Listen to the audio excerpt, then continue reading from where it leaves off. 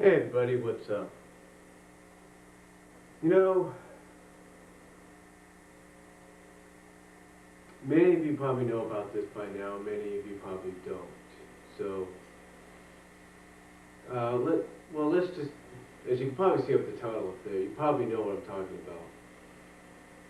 One of the most popular filing sharing sites around has been shut down, and that's, as you can see, Megaupload.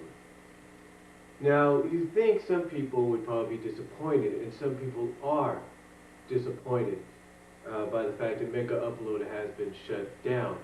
But when you think about it, folks, it shouldn't really be coming as much as a surprise. I mean, a lot of people have said it's not much of a surprise due to the fact that Megaupload has been, according to several sources, targeted for quite some time.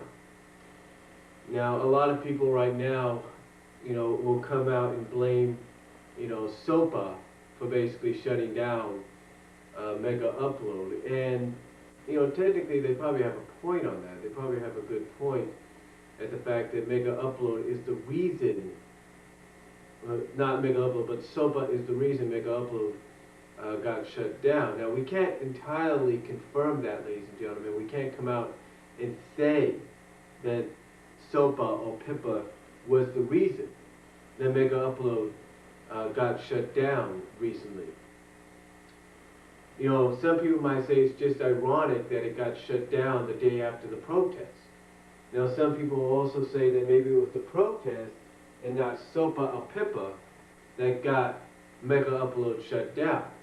Now, if it was the protest that did that, then that is kind of a sign that is not, well, it's not kind of a sign, but it's kind of something a lot of people probably expect was going to happen, because we all felt that this could either go the right way for those that are against SOPA and against PIPA, but it could also backfire in a sense, and that something could happen that would kind of say, hey, look, you can protest all you want, it's not going to matter. Now, if that was the case here, then apparently that was the case. But we don't know that, ladies and gentlemen. We don't know. We do not know for one moment. We don't know if that was the case. Because if that was the case, hey, obviously there'd be more sources, more news reports and everything on it. But we don't know if that was the case or not. We don't know that.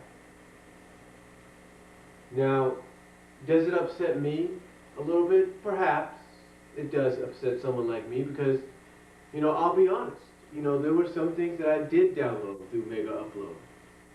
Like certain DC animated movies and stuff. But am I that upset about it? Not really. I mean, a little bit, yes, but not really. Because here's the thing. Megaupload may be shut down, but one thing a lot of people are always asking, but the one thing people are asking now, the one thing they're asking now, folks, is how long is it going to be shut down? Because a lot of people seem to be pretty confident at the fact that Megaupload will be reinstated. But the question is how, when, and where they will be reinstated. Again, it doesn't really upset me that much because there's other sources out there. There's Rapid Share, there's the torrent sites, there's Heartfile, there's FileSonic, there's Mediafire, there's all these different sites out there. Now, I'm not saying that they won't get targeted either in the future if that's the case, because they might. But let's face facts.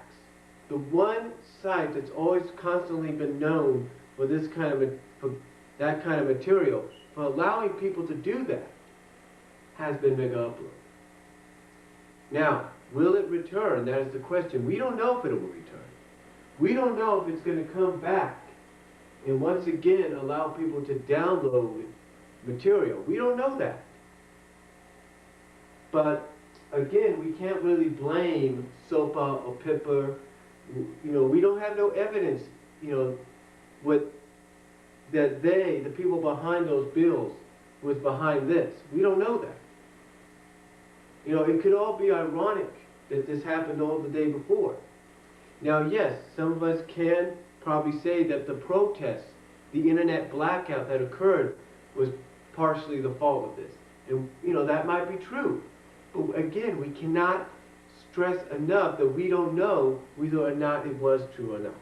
We cannot say, oh, they did this because they wanted to. They did that because they felt like it.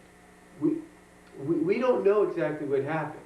It could be just a coincidence. It could just be ironic coincidence that it all occurred. That it all occurred the day after. It could be just coincidence.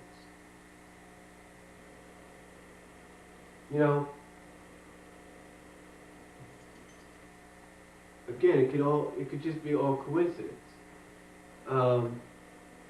Again, we don't know. It's kind of like certain things happening. It's like when two blockbuster movies get released in the same day in theaters. It's just a coincidence that one movie was chosen to be released on the same day as another. And they're both supposed to be these big hyped up movies. It's just a coincidence that happens. And if one outdoes the other, one outdoes the other in the box office, then hey, there's nothing you can do about it. It's just a coincidence. It's kind of like what Animat, Electric Dragon, has said, as well as nostalgia critic Doug Walker has said. They both said the same thing. Back in '88, when Oliver and Company and Land Before Time were released on the same day, everybody pretty much thought Land Before Time was going to get bumped out by Oliver and Company because Oliver and Company was a Disney film. But then we find out that Oliver and Company was the one that got bumped out by Land Before Time. Now, was that a coincidence that they were both released in the same day? Maybe it was. Was it a coincidence that one bumped out the other when the other was expected to do it? Perhaps. But that's just the thing. And again, as much as people like myself and many of you out there are against SOPA and PIPA and them coming into law, the thing is we cannot put the blame on those bills. We cannot put the blame on them for what happened. Maybe in part, maybe we got to look at that. Maybe in part, the internet blackout in some ways also caused this to happen. Maybe that's what happened. We don't know that. But the thing is, we don't know that. It could just be a coincidence. It could just be a coincidence. Now, I know some of you out there will say, Brian, it's not a coincidence. They did this on purpose. They knew what they were doing. They just needed the right measure to finally, they just needed the right shot in the arm to get going, to have it occur. And maybe that's what it was.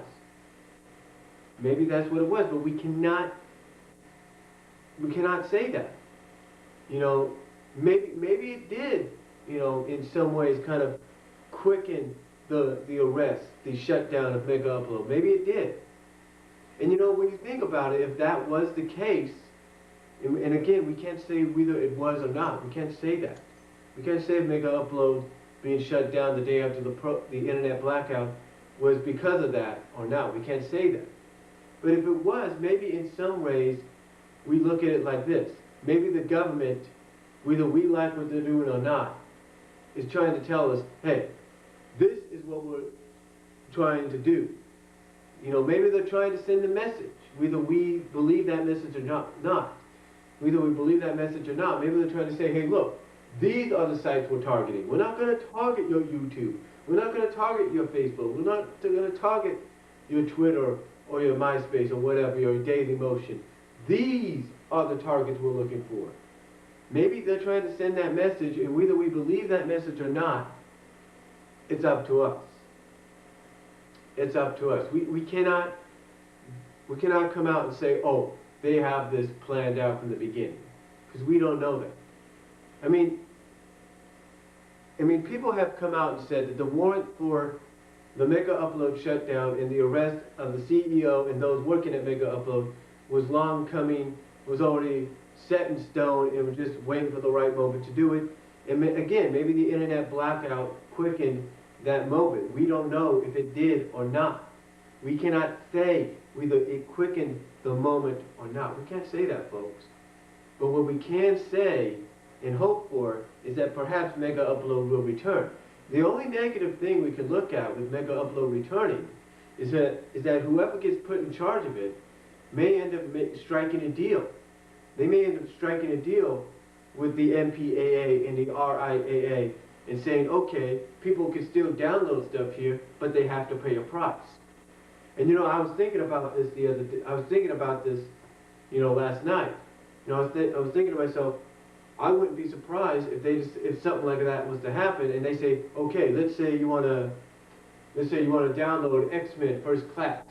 You got to pay either $5 to $10 for that download, whether you're a premium member or not. And maybe the premium membership cuts it down in discounts. But if you're not, you still got to pay like maybe $5 to $10.